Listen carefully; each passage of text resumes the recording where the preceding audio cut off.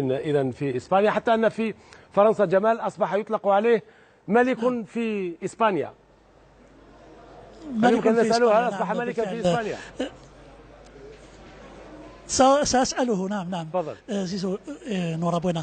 Su equipo sigue siendo con 6 puntos de ventaja في الحفاظ على فارق 6 نقاط ورقم قياسي جديد، 35 مباراة بدون هزيمة. ربما تكون المدرب الأكثر سعادة في هذه الأمسية. لكن لا يظهر ذلك علي. لا أبدا يصل بالتأكيد علي السعادة والسرور. أنا سعيد ومسرور بكل ما قام به اللاعبون في هذه الأمسية. لقد كانت مباراة قوية وصعبة، وكنا نؤمن بأننا سننجح في تحقيق الفوز بالرغم من تأخرنا في النتيجة. ليس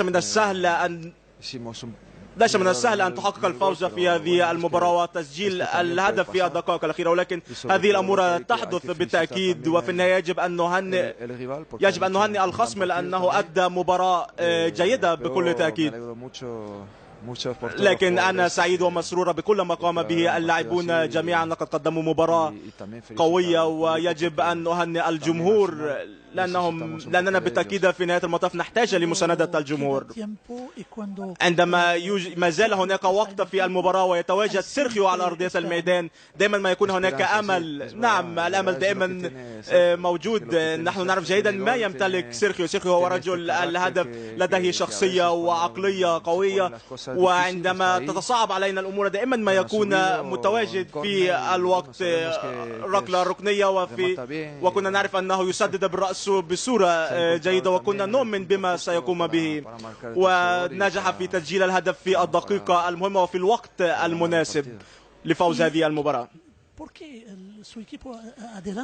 لماذا تقدم الفريق وبعد ذلك تأخر؟ ماذا حدث في هذه المباراة؟ كان لديهم فرصة لإنهاء المباراة، بالتأكيد كان لدينا فرصة كي نقتل وننهي المباراة منذ البداية، ولكن هذا يعني أن الدوري صعب وأن الليغا بطولة صعبة وأننا سنعاني حتى نهاية الموسم، ولكن هذا أمر جيد. هو أمر جيد أن تلعب مباراة مثل هذه المباراة، لأن هذا سيساعدنا كثيرا. آخر سؤال في الاستوديو يسألوني عن في فرنسا يطلقون عليك بأنك ملك إسبانيا. هل أنت؟